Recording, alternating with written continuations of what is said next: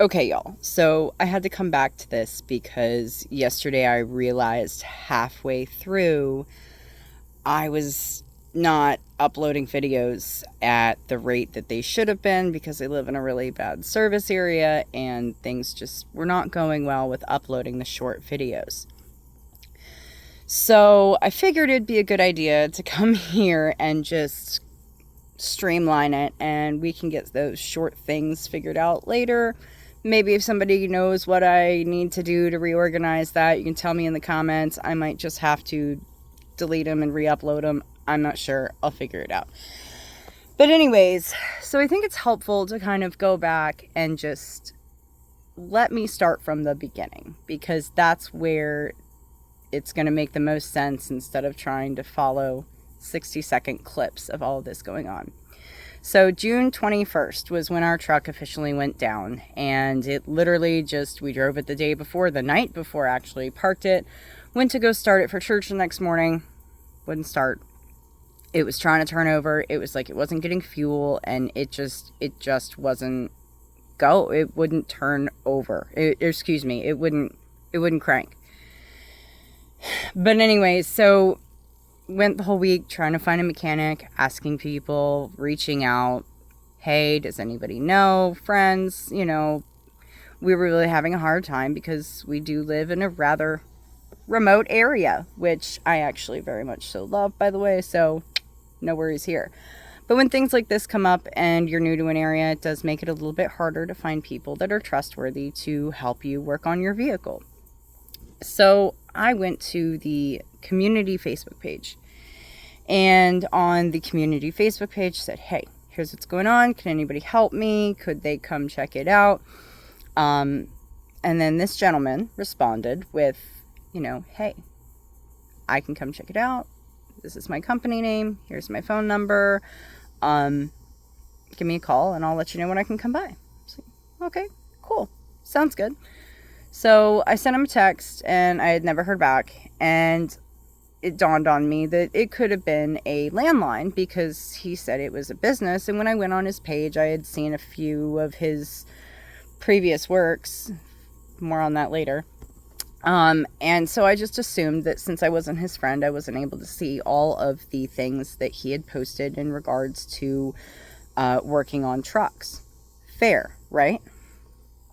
So I didn't think much more of that. I saw that he was a mechanic, saw he did it. When I spoke to him, he actually seemed to know what he was talking about. And I believe that he does know what he's talking about. He couldn't have done what he did if he wasn't knowledgeable. But that doesn't always translate to people skills, which is where our problems started to come in. So I pay him the diagnostic fee of $65. He comes out here. I don't recall him hooking anything up. We were just trying to start it, and it was like instant. He knew it's your high pressure oil pump, so high pop. So if I say, H pop. So if I say H pop, it's the high pressure oil pump. This is a diesel truck. So it's not your standard combustion engine. The parts are different. They're more expensive. If you know anything about diesels, you know all of this to be true. So we decided that that's what the problem was and that he could replace it and all would be good. So we tried to get financing because, and long story short, 2 years ago, my husband lost his job and we've just been rebuilding our lives and making things better since. But there's certain things that we're not able to do again yet because of having to restart from a job loss. But anyways, so we couldn't apply for the financing, so I had to suck up my pride and ask for help, and was given the money with the intention of paying back the person that loaned it to me. And I figured that, okay, well, this is meant to be. This is what worked out. And also, too, he's a mobile mechanic. My truck, thank God, never left my driveway. It's still sitting right here in the dirt. But, so I still have my truck. So that's a blessing that it never left my property. And I'm not trying to figure out how to get my truck back from this guy, because that could have been an absolute nightmare. So praise the Lord, we're not dealing with that. But he comes out here after I tell him I have the money. He says, hey, I need you to send me the money for the parts. Could you do it just friends and family, just to make it easy? So I was like, you know what? I've had a few conversations with this guy. He's come out here once already.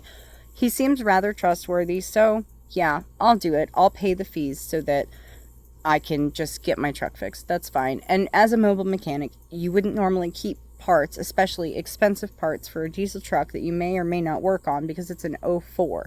This isn't a brand new truck. So it's understandable to not have inventory like that just sitting around if you're a mobile mechanic. Fair. So I gave him the money to send me the parts. Or excuse me, I gave him the money so that he could purchase the parts. Well, that was fun. We did all that. He came out here the day it was supposed to be all fixed and everything was supposed to be all good. He takes my entire truck apart, which is part of that little clip that I showed in one of the shorts that I made. But I'll do it again just to make sure that people see, like, I'm being truthful. And this is another reason why I believe that he knew what he was doing. Because, oh, you know what? I locked my truck. And the keys are in the door, so I'll have to go get them in just a minute. But I trusted this gentleman. You know, he seemed like he knew what he was talking about. Every question that we asked, because we knew enough that we could ask the right questions, we being me and my husband, more particularly my husband. And he was able to ask the question. When we asked the questions, he was able to respond quite easily and very quickly. And based on all the cross-reference research, that we had done, everything he said was on point. It was completely legitimate. Everything was like, from everything that we had read, it seemed like he was right. Like, it made sense. And the quickness of his responses made me more comfortable, because it made me feel like, made me feel like he did know what he was talking about. So I'll give him that. There is a potential that he actually does know how to work on these trucks, because I got the keys, as you just witnessed my little walk. So let's flip this camera. Yeehaw cowboy, right? These are the internals to my truck. You see the turbo over there. Alternator. Got the air filter hiding in there too. And some other components, key parts that are just, things that you need on a truck for them to run, right? And I've got these lovely cups of nuts and bolts and screws and nonsense, and I'm pretty sure that's all he left me with. I think I found a couple other random pieces or parts. And then, come on. These things are so heavy. Got a ladder right over here, so I'll just step on up, and I'll get those in a minute. And you can see what he has done. He has absolutely taken it apart. I'll also give it to him. He did close it up. Everything is, how it should be if you had to seal an engine. So here we are. Everything seemed legit up until after July 4th. Because when he said that, hey, when he came over and took all this apart, your turbo is about to take a crap. And they don't normally give you a warning. They just take a crap, shoot metal into your motor, and then you're spending money to buy a motor. And again, I just felt like it was a grace of God that we did not blow a motor, because that's exactly what could have happened. And then instead of $2,000, we'd have been looking at a minimum of like $12,000. So there's little blessings along the way in this story. But anyways, so after July 4th, when we were able to secure the rest of the funds for this other part, which is now an additional $850 to the 1694 he had already quoted me. So we do all that, and he ends up basically after July 4th. I sent him the money, $850, like I said, for the turbo rebuild, which I find out from the shop that we had the truck at before. They said, we don't even do that in-house. We have to outsource that work because we don't even have the specific tools necessary to rebuild that turbo. So that was a red flag to me once I had spoken to them, because they always seemed rather trustworthy. I never had a problem. I just couldn't get my truck to them, nor did they have the ability to work on it again. I don't know if it was due to, technicians that they had 2 years ago that are no longer there, that don't work on diesels. Whatever it is, they said they couldn't take my truck. I respect that. It was a nightmare the first time they worked on it, and if they just don't want to work on it again, they are more within their rights to do so. So that's fine. But they were still good people. That didn't change that. They were honest. They were upfront. They found out. She went and talked to her tech that did work on my truck. All of these things. And he said that there was, that the hardware was not in there for the turbo, that they had just set it in there. And the lady was like, absolutely not. Like, the guy that worked on your truck is one of my best. Absolutely not. And we would have known if we had had an extra hardware kit for that type of truck laying around. Also makes perfect sense. So I'm trying to cross-reference all the things that this mobile mechanic is telling me with things that I was finding out from the shop, which I'm really glad I called them, because I did not know that. I don't know enough about diesels to really know the intricacies of how to do some of the rebuilds on these parts. But anyways, so I have that call, and the wheels start turning in my head, and I'm like, oh no, I made a mistake.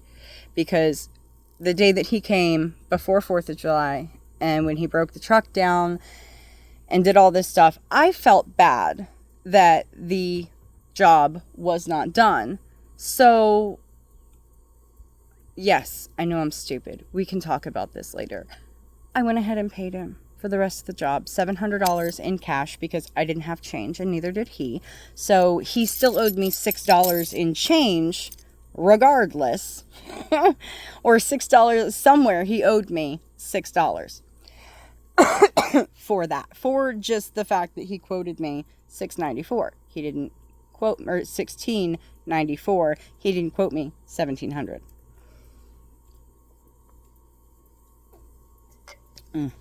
Sorry, I'm a woman. I talk too much. But anyways, so he has all of my money. He has the money for the original issue, the H-pop that we thought was wrong. He has the money for the turbo, and he also has $700 that I gave him in cash, which I can prove in ATM withdrawals, that I gave to him. He has $2,450 of my money, and I still have a broken truck. You just saw me go through all of that, and my truck is not drivable. So I started going, something's not right. I kept asking him for updates. Hey, what's going on? What's happening? And we go from, I'll be able to come out there because a very close family friend, like my grandmother to me. So if I say my grandmother, that's this is a close family friend. Her memorial service was coming up. I told him this. I needed this truck so that I could go to her memorial service back in Georgia. Now, I live in Florida, Central Florida. So there's a really cool bird that just flew behind me too, sorry. And my dog doesn't like birds. But, so anyways, Central Florida, it's about a 6-hour drive. It's 6 hours away. So I told him, I said, hey, look, I got to have this truck so that I can go to this memorial service. It's very important to me to be there. She was like a grandmother to me. It matters very much so. And, oh yeah, don't worry. I'll make sure I get it done. I'll be there to fix it. Knowing that I'll do whatever I have to do. Never shows up. And the Thursday before, I am doing everything that I know how to just pray and be calm and ask the Lord, like, what is going on here? Show me what's happening, because I don't understand why wouldn't I be able to go to my grandmother's funeral? Like, this is so important to me. And, that's when I was just like, I know, Lord, this is not from you. This is the enemy attack here. But I ended up making it. Praise the Lord, because a friend of my husband's let me borrow his car to drive 6 hours north to Georgia for a 24-hour turnover, basically. I was speechless. So, despite the fact that he didn't show up to fix my truck for me to get to this funeral, it's like, okay, you know what? I still made it work. Good people go through bad times. I understand that, because that's what we were going through. So I was being completely understanding. I was reminding myself to walk with Jesus when I was doing all this. And that's why I'm not afraid. I will screenshot every single text message and show the entire conversation. I am not ashamed of what I said or what I did. So that's a very important point to note as well. And I'm going to have to figure out how I can screenshot and just start sharing this, because I feel like people need to know that this is happening, and you have to be aware of everybody and search and look, because people are scamming. But anyway, so I'm still at the point where I'm just like, okay, obviously he's going through a bad time. Let it go, right? I didn't tell him I made it because I wanted to have that conversation in person when he finally showed back up. So since that hadn't really happened, he didn't know I made it, and he probably didn't know that I wasn't like absolutely furious at him, but I was still mad, but I was willing to let it go because I didn't miss the moment. So that's when things started getting crazy. He had started telling me that now the person that had broken into their house had gotten his banking information, and they stole $70,000 from his bank account. I was like, wow, I'm really sorry. That's horrible. And he's like, I've got too much going on. And this was him offering this information. He said, I will give you a full refund once I have the money. And I was like, okay, cool. I can make that work. We'll figure that out. So he sends me information saying that he won't have the money until July 31st. Now, keep in mind, this is like 3 weeks into this. Like, we had already started the whole, yeah, just give me my money back, sort of thing. And this was, I need to back up just a little bit, because there was an instance where he said, oh yeah, I plan on being there at noon today. And then he sent me a receipt from Advanced Auto. Turns out it was the one right up in my town here.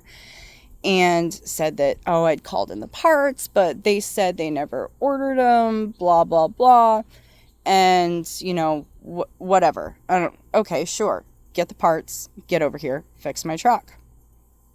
Never showed, never called. I even was really nice. I was like, go get yourself some lunch. I'm sure you've been busy.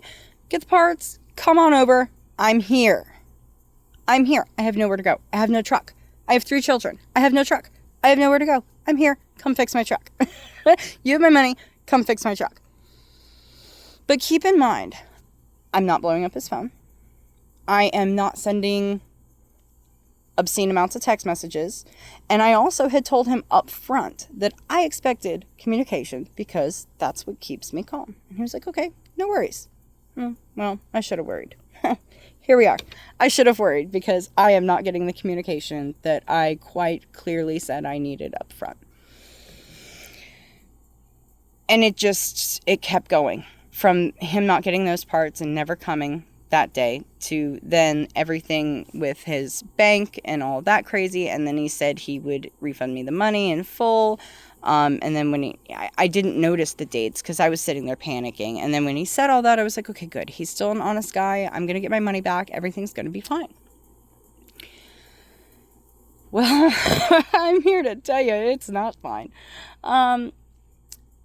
I had asked him again any updates, and he said, that's why he sent me a screenshot. I really hope this is all real. It looked like it because timestamps, it just all matched.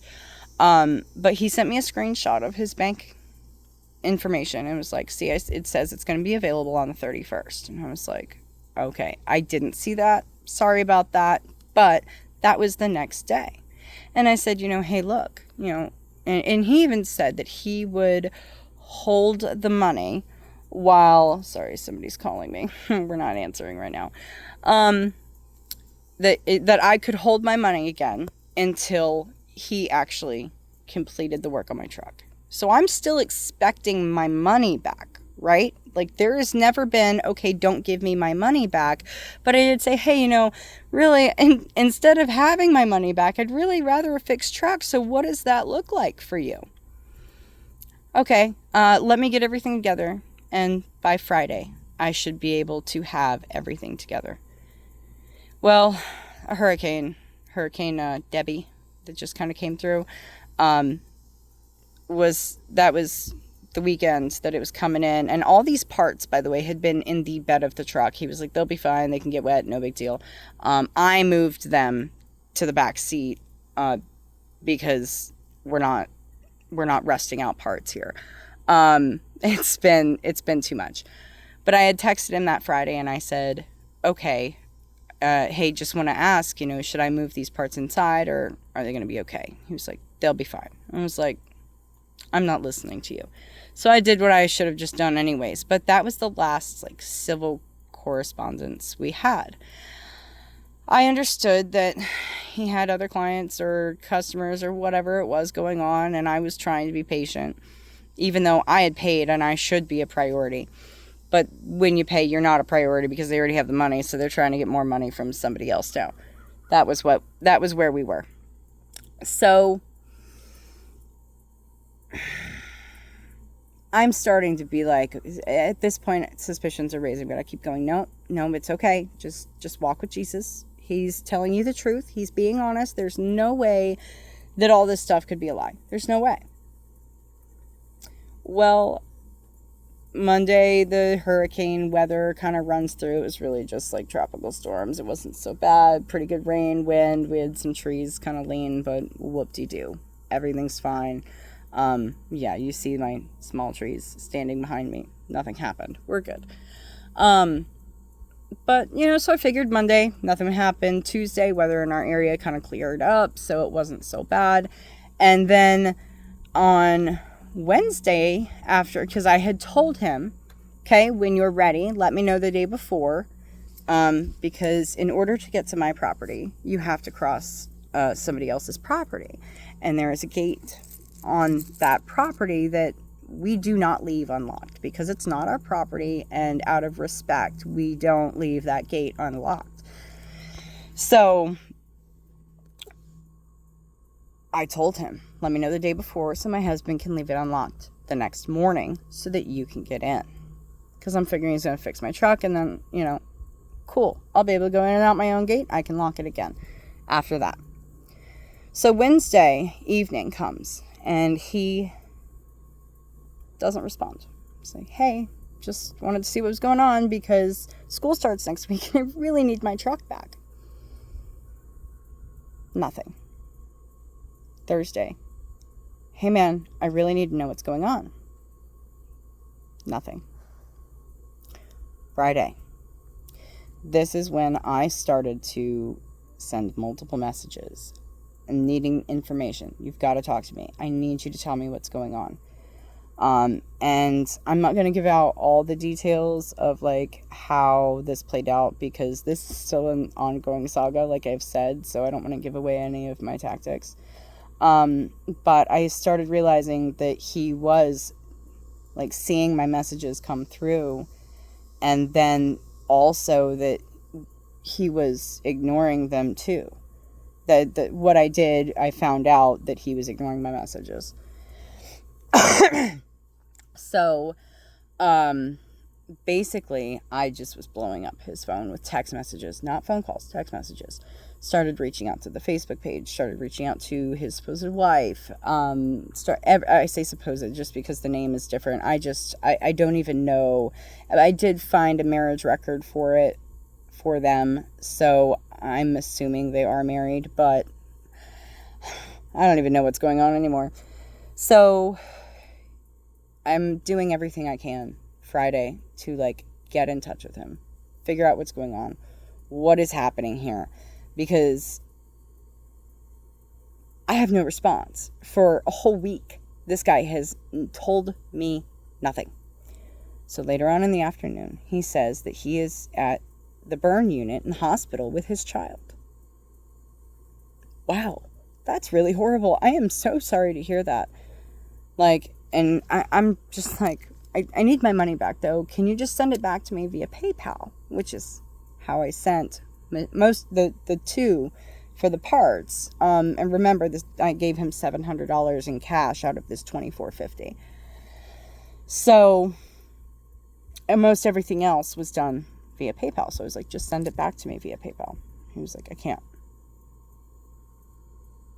What do you mean you can't? How about Cash App? You said you have Cash App. Send it through Cash App. So I sent him the request via Cash App. Nothing. Doesn't respond. Isn't saying anything.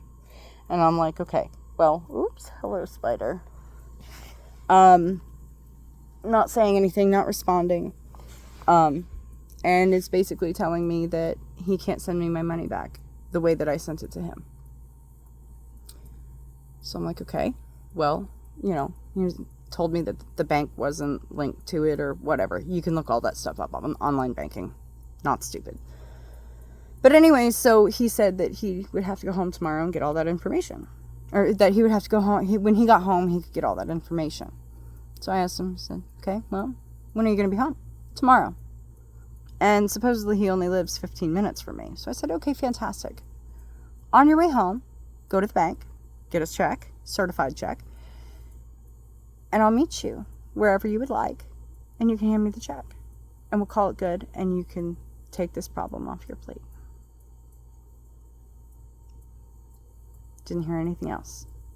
He stopped responding, wouldn't answer my calls, none of it. Not like he ever really answered phone calls anyways. And that's the other beauty of all of this, is everything is in text messages. I have everything in text messages. So it makes it so much easier to prove everything that I'm saying, which is absolutely fantastic. And I always advise dealing with businesses in either email or text, because that way you have a paper trail of everything. So anyways, and I have a handwritten receipt for when I gave him the $700 cash for the first part of the work. So I have a handwritten receipt showing that total and that amount. And I have my PayPal account supporting how much I was supposed to send him for parts. So I have all of this. I have all the paper trail. Well, here we are. I had told him Friday that I needed my money this week, this past weekend. This has all been going on. Like, it is Wednesday. What is the date? Let's figure out what we got. Wednesday, August 14th is what today is. And this started all after July 4th. So, like, we came home Monday from visiting family in Georgia. And Tuesday or Wednesday, he was supposed to come back out and do the rest of this work. And he never showed up. So that's just to give you a timeline to understand. August 14th, here we are, still no truck, still has majority of my money. I told him that I needed my money back this weekend, that I wasn't taking no for an answer, and that this was it. He told me what hospital he had been at, so I looked up the hospital, showed him 2 banks of his that were open on a Saturday, one of them until 1 p.m. and one of them until 5 p.m. And he had plenty of opportunity, because it was well before 1 p.m. to go to one of those 2 banks that were both within 15 minutes of where he supposedly was. And then he ends up ghosting me again. Won't respond to any of this. And I never hear from him. But, and after all of this, he, I guess, blocked me, or like tried to block me, or maybe was just ignoring me at this point. I'm not sure. Because then I started blowing up his phone with phone calls, and then he probably blocked me. But anyways, so then my husband starts reaching out, because he's like, what is happening here? Like, what is going on? Why are you dealing with this? And I'm like, exactly, right? So then he starts telling my husband that I need to leave him alone, and that he said he was going to get me my money back and all this other stuff, and that it'd be in a check that he was going to, oh, that's the other thing. He told my husband he was going to mail a check on Monday and I'd have it in my P.O. box by Tuesday. Well, I need to run by my P.O. box, but I'm going to guarantee you that check's not there because it's Wednesday. I forgot about that because there's been some money sent anyways. So we'll get to that part too. So he ends up saying all of that. And I went to Facebook in our community page where I had found it. And I started asking, who knows this guy? Who knows this girl? Supposedly they're working together. I need my truck fixed or I need my money back. You know, who knows how to get in touch with them? The community started talking. Let me tell you what. And I wish I had done a little bit more research on this guy before I just trusted somebody handing me a business name and phone number. My bad. Right? Forgive me for thinking that maybe some people are still good. Don't worry, he hasn't tainted my whole view on people, but I'm going to be a little bit more cautious in the future, that's for sure. So, anyways, I start talking to people, and I start finding out that these two people, these names, are bad. It's bad. I'm not going to give out a whole lot of information because there's some other people that probably don't want me to, but I do know for a fact that there are at least 3 or 4 other confirmed people that have had tens of thousands of dollars stolen from them for this guy. And somebody is still in a waiting period on their contract. But unfortunately, they're basically getting to the end of that. And they said that it seemed like he blocked their calls too. So this seems to be a reoccurring problem where he goes. Started doing property researches and he's bouncing around all sorts of places. He had one property that he had sold for $10. Says it on this is all public record, y'all. You can look this stuff up. Says on the public record that he sold this property for $10. Not 100, not 10,000. 10. 10.00. Why?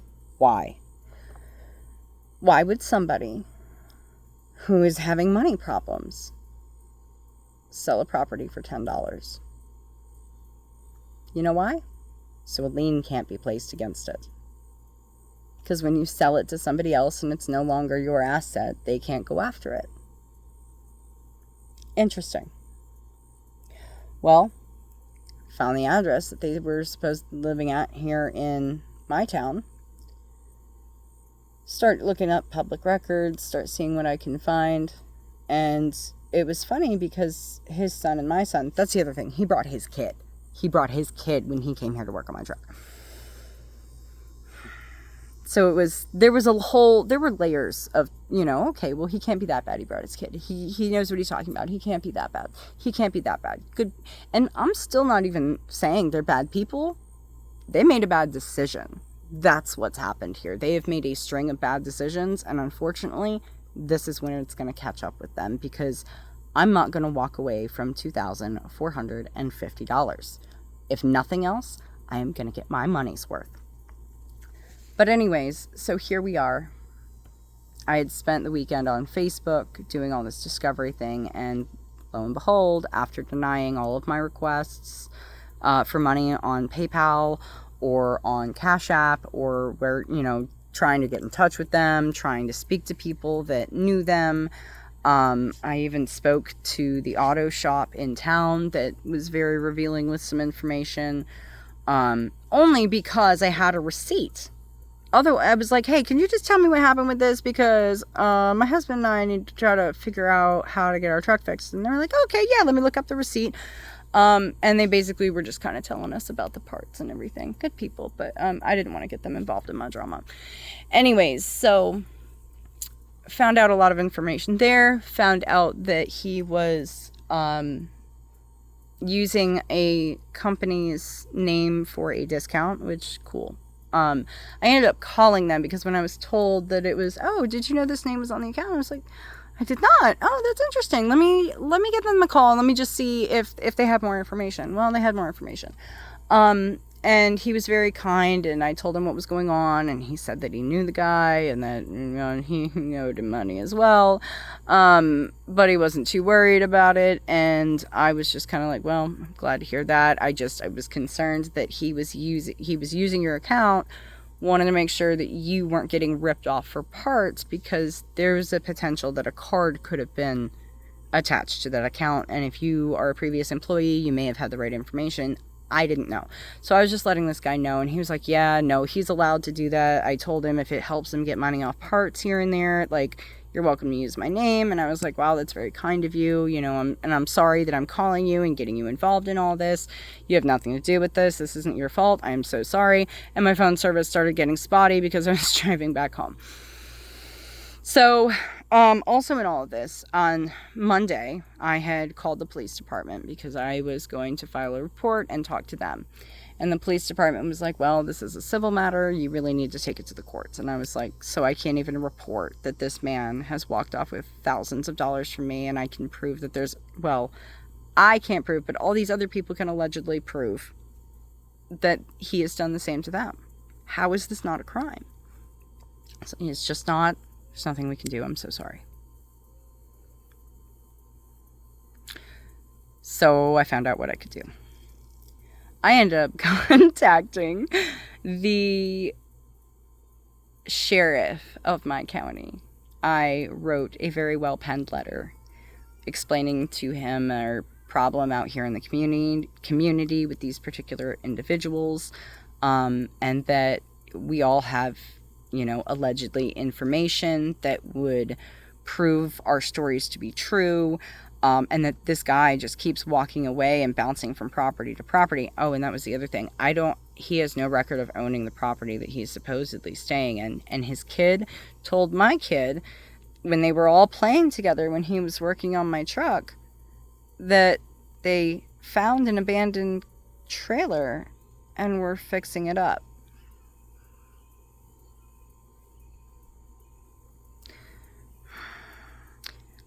I'm assuming when I was told this, because he told me all about these properties too, which is so weird, because why would you tell somebody all this stuff if you're going to bail on them? None of it added up for me. But this property fit the description perfectly of what he had told me to. County records showed that he never owned it. It doesn't look like it's not in a condition to be rented out, or, you know, maybe there's a possibility that it's being held in a finance company. I don't know. Need to do a little bit more digging on that. This is all still fresh. Because they sent me their address in PayPal. That was the epic part. They ended up sending me their address all on their own. I didn't have to do anything to get that. Because on Sunday night, they panicked and they started sending me money. But they sent it not via friends and family. So I was having to pay another $55 in fees. No. Baby, no. No. We are not. Nope. I am not covering the $100 in fees because you asked me to trust you. And now you're the one that has been untrustworthy. And I have to pay for it again? No, sir. Not happening. I'm not doing that. So now you owe me $100 for fees. Anyways, so we're just going to tack that on. So $2,550 because of these fees. And I'm not even nickeling and diming all that. We're just rounding here, and I'm sure I'm missing out on some money, but it is what it is. And it's gotten to a principle of the matter. I am incredibly disappointed that people think that it's okay to do this to others. And I am motivated now by what they have done to some of these other people that have claims 10 times as much as I do against these same people.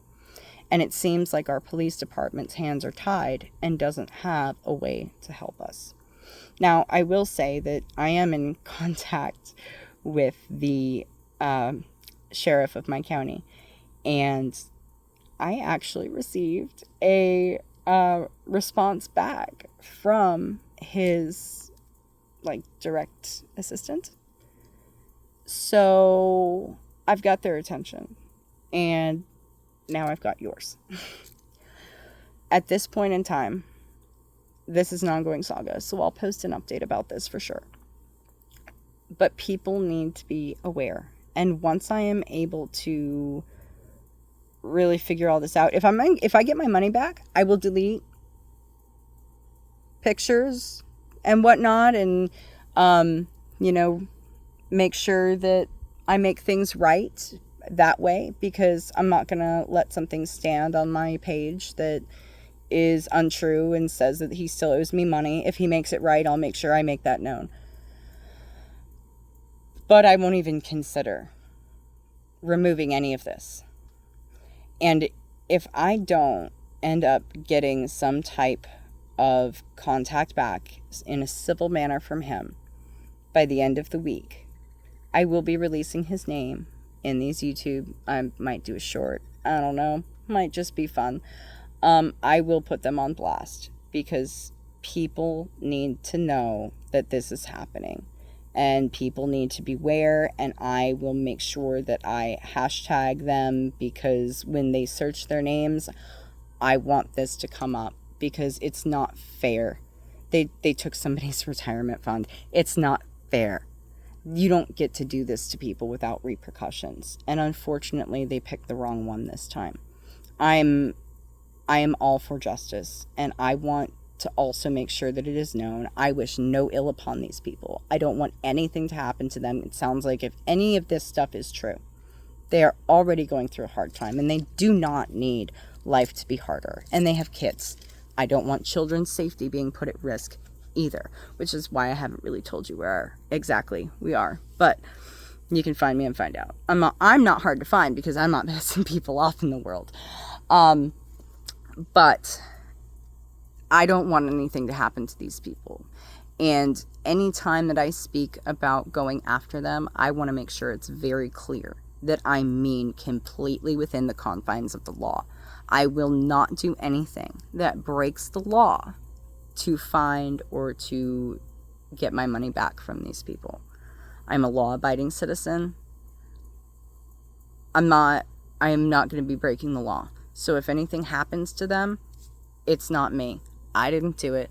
And I really just hope that they stay safe, their children stay safe, because I need my money back. But I'm not going to take this down. I'm not going to do anything other than continue to spread the word. And if I am not able, let's just say next week, if I'm not able to get my money back by next week in full, I'll be posting an update with their names. So I really appreciate you listening to this saga and hearing all this out, because those shorts got a little bit crazy, and I'm going to fix it. I promise. Or maybe I'll just make some from here. But beware, people. There are things out there. There are people out there. There are companies out there that will take advantage of you so quickly in this economy.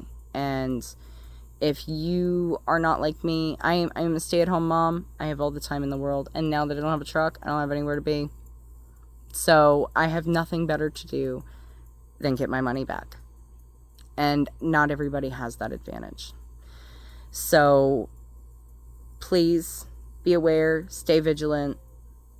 There's no reason to steal from people. If you're going through a hard time, be honest. Be honest. And people can help you. Ask God to help you. He will provide. My husband and I have been going through our own set of problems for the last 2 years. I've lost 2 vehicles. Through no fault of my own, by the way. And that's not like me. Before that, I'd had a vehicle for multiple years. We kept them running. Gassers, it was no problem. But all of a sudden, all these things started happening. And it just kind of kept going. And we're going through it too. But I can tell you, in all honesty, through all of that time, we haven't stolen a dime. Not a dime from anybody. We ask for help. We tell people what's going on. We're honest. And that's all you have to be. Most people will respect that. And I can, again, prove every bit of what I'm saying. I was kind. I was patient. I was understanding. I offered this man help. I offered him prayers, however, I could in the moment, because I couldn't get to him to help. But, that was out. That was out of the question. Excuse me. But I extended my heart, my kindness in every bit of how I treated him. And I was not given back the same respect. So if you want to find out who did it, stay tuned, and I'll let you know what the sheriff says. Have a good one, y'all.